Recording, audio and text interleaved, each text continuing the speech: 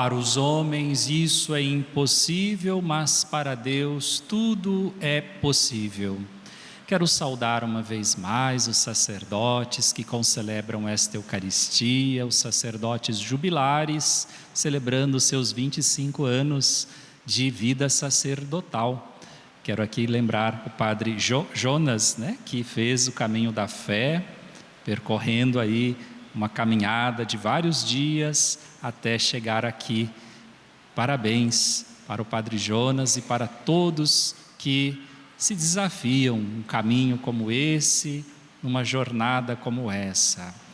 Meus irmãos e irmãs aqui presentes, devotos da Mãe Aparecida, você que reza conosco através da Rede Aparecida de Comunicação, todos nós que nos unimos numa só fé, rezando uns pelos outros, todos nós que nos unimos à oração da Igreja, nunca rezamos sozinhos, sempre rezamos juntos, unidos uns aos outros, mesmo aqueles que às vezes têm o seu momento de oração pessoal, que conseguem ao longo do dia, e como faz bem reservar um momento de oração pessoal ao longo do nosso dia, mesmo estes que rezam sozinhos, estão rezando unidos a toda a família dos filhos e filhas de Deus.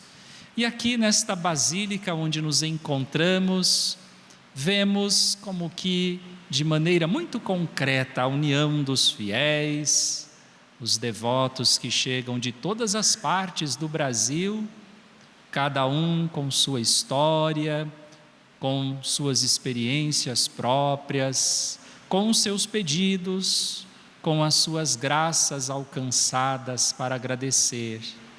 Todos vêm para se alimentar do mesmo pão, da mesma palavra, do sacramento que nos sustenta em nosso caminho. Meus irmãos e irmãs, estamos também vivendo nesse mês de agosto, mês vocacional, mês em que de maneira especial rezamos pelas vocações. Nós devemos sempre rezar pelas vocações, não podemos esquecer de obedecer ao Mestre que nos ensinou a pedir operários para a messe. Então, neste mês fazemos isto de maneira muito especial. Estamos nesta semana especialmente recordando os religiosos, rezando pela vocação dos religiosos. E a palavra de Deus, que está sempre guiando os nossos passos, ela vem para iluminar a nossa vocação, para nos ajudar no discernimento da nossa vocação, para nos fazer perceber se estamos realmente vivendo a vocação para a qual fomos chamados. E a gente deve estar sempre fazendo essa avaliação, esta reflexão à luz da palavra de Deus. É ela que deve servir de parâmetro, de referência para o nosso caminho vocacional. E hoje escutávamos na primeira leitura a profecia de Ezequiel, a história do profeta que foi enviado ao príncipe da cidade de Tiro. Foi lá, a pedido do Senhor, enviado pelo Senhor. E nós não devemos nunca esquecer, que estamos sempre neste mundo como aqueles que foram enviados por Deus. Não estamos aqui em nosso próprio nome, mas estamos em nome do Senhor. E é assim que devemos realizar tudo o que nos cabe e viver todas as realidades que encontramos em nosso caminho.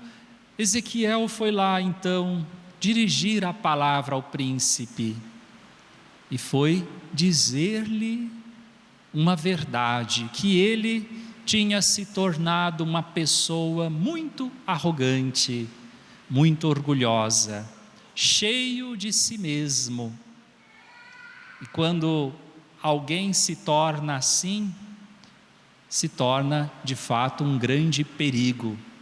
Primeiro para si mesmo, quando alguém se torna tão cheio de si mesmo, tão orgulhoso, tão presunçoso, esta pessoa se torna um grande perigo para si mesma. E claro, se torna também um sinal de contradição, de pecado no mundo.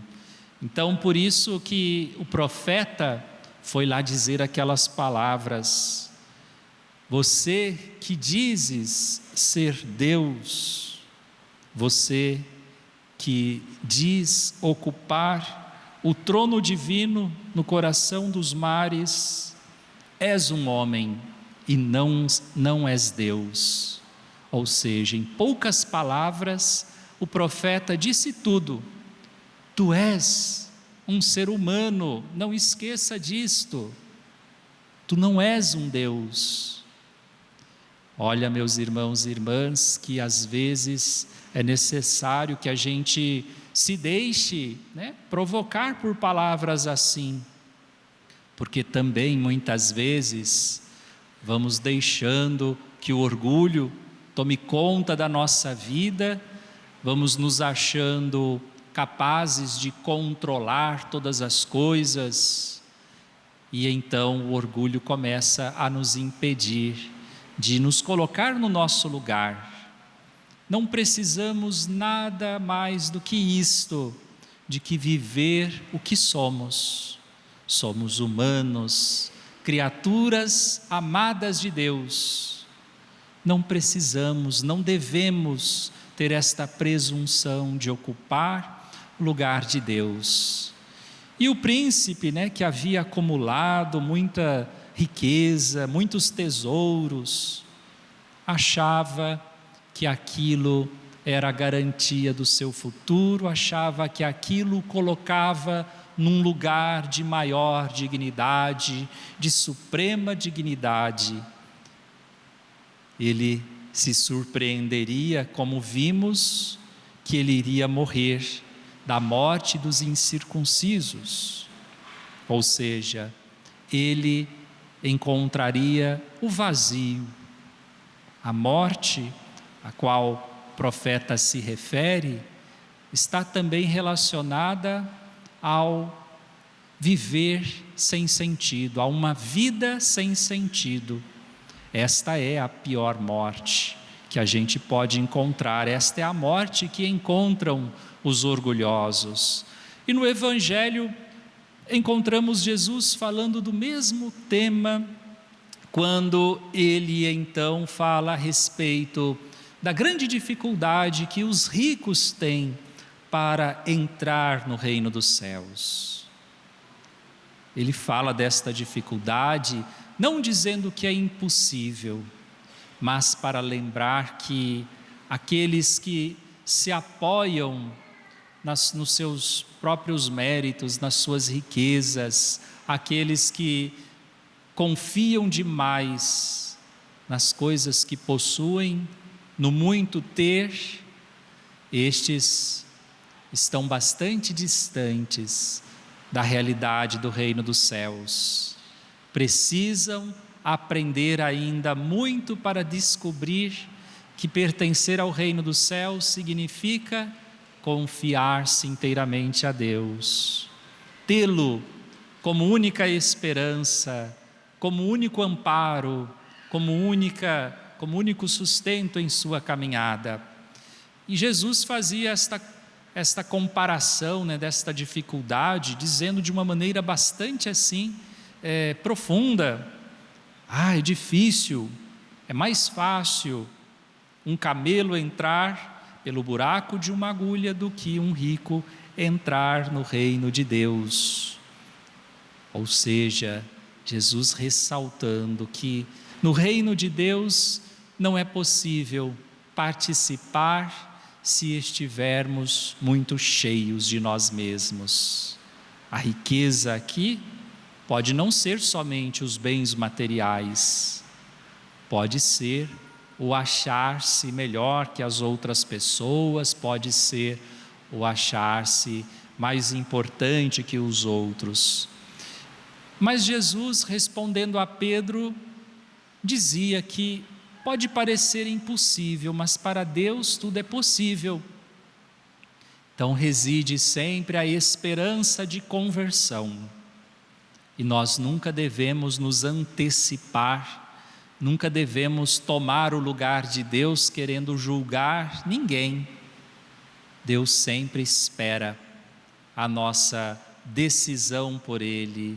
Deus sempre conta com o nosso sim, mesmo que seja no último momento, Ele sempre espera a nossa conversão. Por isso, meus irmãos e irmãs, que a gente possa cada vez mais renovar o nosso amor pelo Senhor, que a gente possa cada vez mais deixar que seja verdadeiramente o nosso Deus o centro da nossa vida, que a gente aprenda a viver em meio às coisas deste mundo, em meio às realidades desta vida, em meio às coisas materiais, às relações humanas, sem nos tornarmos escravos, porque fomos chamados à liberdade. É para a liberdade que o Senhor nos libertou, que possamos viver esta liberdade e cada vez mais anunciá-la com a nossa vida. Rogai por nós, Santa Mãe de Deus, para que sejamos dignos das promessas de Cristo.